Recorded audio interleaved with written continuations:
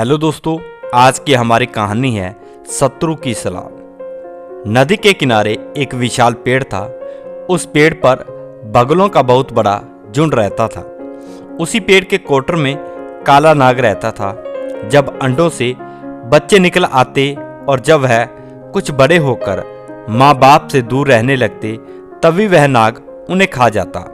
इस प्रकार वर्षों से काला नाग बगलों के बच्चे को हड़पता आ रहा था। बगले भी वहां से जाने का नाम नहीं लेते थे, क्योंकि वहां नदी में कछुओं की भरमार थी। कछुओं का नर मांस बगलों को बहुत अच्छा लगता था। इस बार नाग जब एक बच्चे को हड़पने लगा तो पिता बगले की नजर उस पर पड़ गई। बगले को पता लग गया कि उसके पहले बच्चों को भी वह नाग खाता रहा होगा। उसे बहुत शौक हुआ। उसे आंसू बहाते हुए एक कछुए ने देखा और पूछा, मामा क्यों रो रहे हो? गम में हर जीव किसी के आगे अपना दुखड़ा रोने लगता है।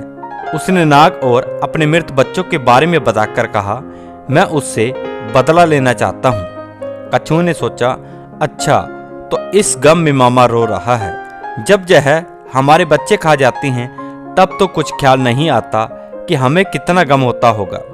तुम सांप से बदला लेना चाहती हो तो हम भी तो तुमसे बदला लेना चाहेंगे।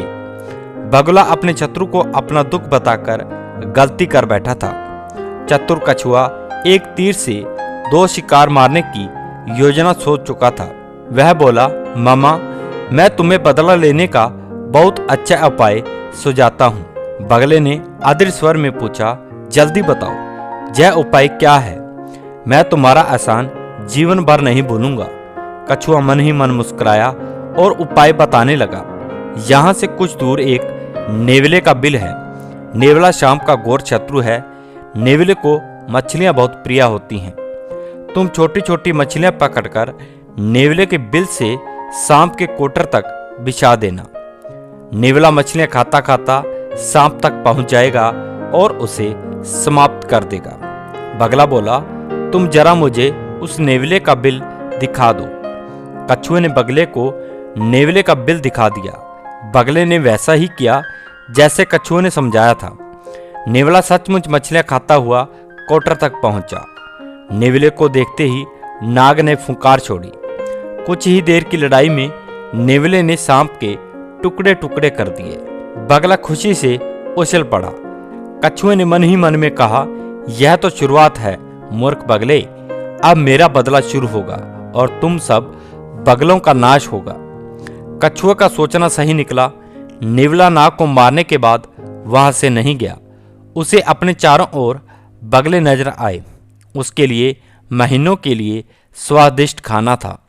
नेवला उसी क्वार्टर में बस गया जिसमें नाग रहता था और रोज एक बगले को अपना शिकार बनाने लगा। इस प्रकार एक एक करके सारे बगले मारे गए।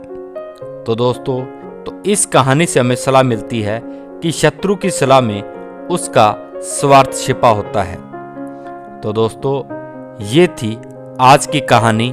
कहानी आपको कैसी लगी कमेंट बॉक्स में हमें ज़रूर बताना। और अगर आप हमारे इस चैनल पर नए हैं तो चैनल को सब्सक्राइब जरूर कर देना।